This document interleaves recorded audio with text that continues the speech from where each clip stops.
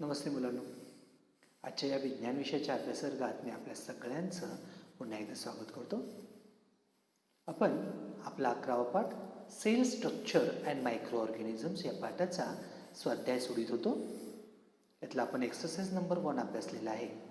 आजच्या या व्हिडिओमध्ये आपण एक्सरसाइज नंबर 2 चा अभ्यास करणार आहोत. यातला आपला प्रश्न आहे question number 4.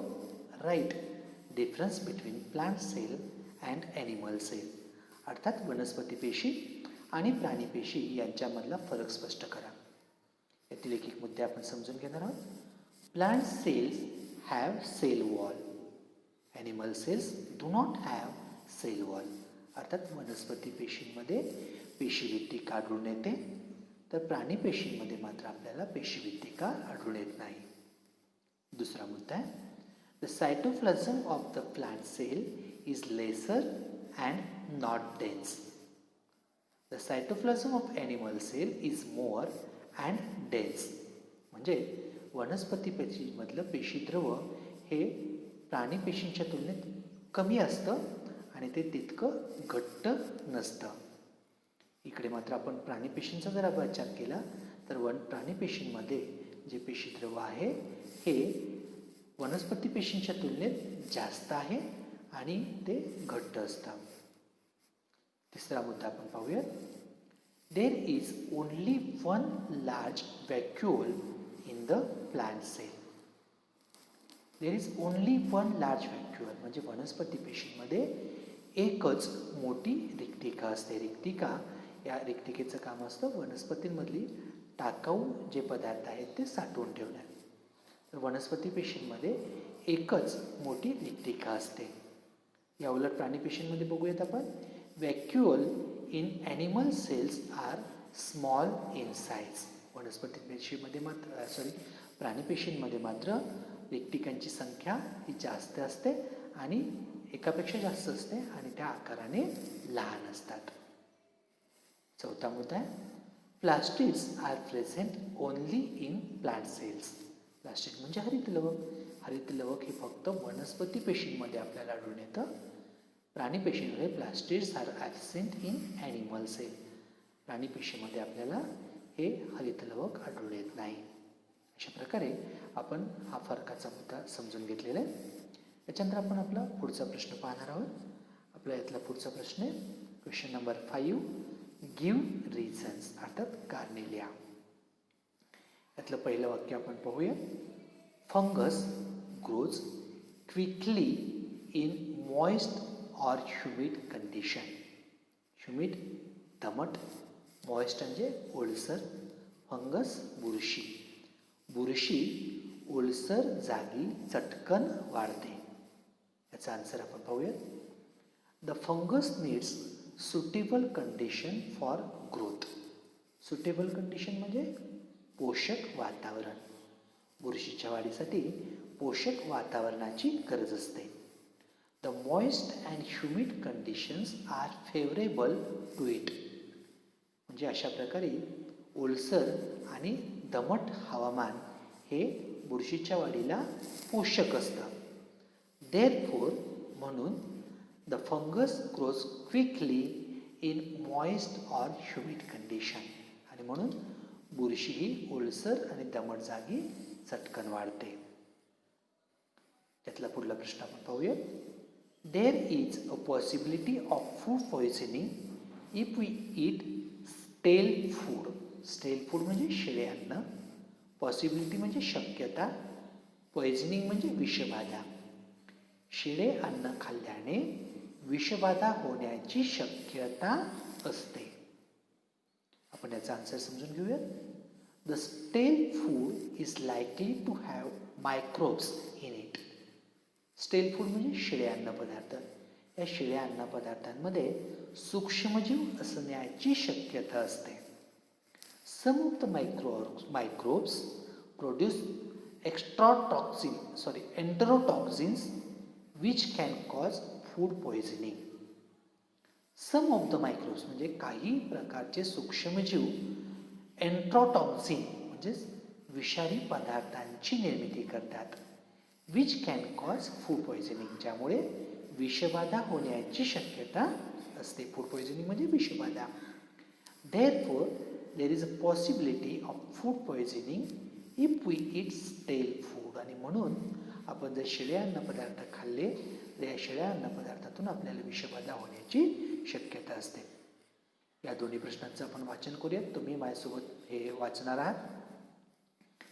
Fungus grows quickly in moist or humid condition. Answer. Answer. The fungus needs suitable conditions for the growth. The moist and humid conditions are favorable to it. Therefore, the fungus grows quickly in moist or humid conditions. Second, there is a possibility of food poisoning if we eat stale food. Answer. The stale food is likely to have microbes in it. Some of the microbes produce enterotoxin which can cause food poisoning. Therefore, there is a possibility of food poisoning if we eat stale food. Give रिझन्समधले पुढले प्रश्न आपण पाहणार आहोत. आपला तिसरा प्रश्न यातला. A refrigerator is used in almost every home. Refrigerator अर्थात फ्रीज जवळजवळ सर्व घरांमध्ये फ्रीजचा वापर केला जातो. कारण the harmful microbes do not grow in cold temperatures. They grow only in temperatures of 15 degrees Celsius to 35 degrees Celsius. Refrigerators have very low temperatures. Thus, food can be stored there without spoiling. Therefore, a refrigerator is used in almost in every home to prevent spoilage of food. The harmful microbes म्हणजे हानिकारक सूक्ष्मजीव do not grow in cold temperatures. थंड वातावरणात हानिकारक सूक्ष्मजीवांची वाढ होत नाही. They grow only in temperature. त्यांची वाढ कोणती होते? They grow only in temperature of 15 degrees Celsius to 35 degrees Celsius. म्हणजे 15 अंश सेल्सिअस पासून 35 अंश सेल्सिअस या तापमानामध्ये या सूक्ष्मजीवांची वाढ होत असते. Refrigerators has very low temperatures. Refrigerators जे असतात या रेफ्रिजरेटर्समध्ये खूप कमी तापमान असतं. Thus food can be stored there without spoiling. आणि मग या रेफ्रिजरेटरमध्ये आपण जर अन्नपदार्थ ठेवले तर ते खराब होण्याची शक्यता कमी असते. अर्थात ते जास्त काळ चांगल्या स्थितीत राहतात. Therefore, a refrigerator is used in almost every home to prevent the spoilage of food. आणि म्हणून अन्नपदार्थांची नासाडी टाळण्यासाठी, स्पॉइलेज ऑफ फूड म्हणजे अन्नपदार्थांची नासाडी हे टाळण्यासाठी प्रत्येक घरामध्ये, जवळजवळ प्रत्येक घरामध्ये रेफ्रिजरेटर अर्थात फ्रीजचा वापर केला जातो. यातला आपला पुढला प्रश्न आहे 4th number. Bread rises during baking. पाव तयार करताना फुगतो. हे तुम्हाला माहिती असेल. Answer. Well the bread is prepares yeast is added to it. जेव्हा पाव तयार करतात तेव्हा त्यामध्ये ईस्ट घातलं जातं. Yeast is a type of fungus. ही एक प्रकारची ईस्ट म्हणजे एक प्रकारची बुरशी असते. It undergoes the process of fermentation and releases carbon dioxide. जेव्हा आपण अशा प्रकारे पाव तयार करताना पावाच्या पिठामध्ये ईस्ट घालतो, त्या ईस्टमुळं काय होतं तर त्या ठिकाणी फर्मेंटेशनची प्रक्रिया घडून येते. And release carbon dioxide. आणि कार्बन डायऑक्साईड वायू हा बाहेर टाकला जातो. Therefore the bread rises during baking. आणि म्हणून पाव तयार करताना पाव हा फुगतो. हे दोन्ही प्रश्न आपण वाचूया. A refrigerator is used in almost every home. Answer. The harmful microbes do not grow in cold temperatures. They grow only in the temperatures of 15 degrees Celsius to 35 degrees Celsius. Refrigerators has very low temperatures. Thus, food can be stored there without spoiling. Therefore, a refrigerator is used in almost every home to prevent spoilage of food. Fourth question. Bread rises during baking. Answer. When the bread is prepared, yeast is added to it. Yeast is a type of fungus.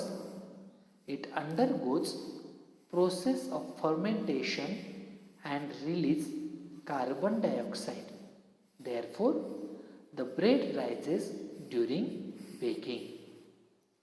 मुलांनो, आज आपण cell structure and microorganisms या पाठातला exercise number 2 अभ्यासलेला आहे. तुम्हाला काही अडचण असल्यास या प्रश्नांसंदर्भात तुम्ही मला व्हॉट्सअपद्वारे विचारण्यास अजिबात घाबरू नका. तुमच्या शंका दूर करण्यासाठी मी सदैव तुमच्यासोबत असेन. आजच्या तासासाठी आपण इथेच थांबूयात. पुढच्या एक्सरसाइजमध्ये आपण पुन्हा भेटणारच आहोत. तोपर्यंत सर्वांना थँक्यू.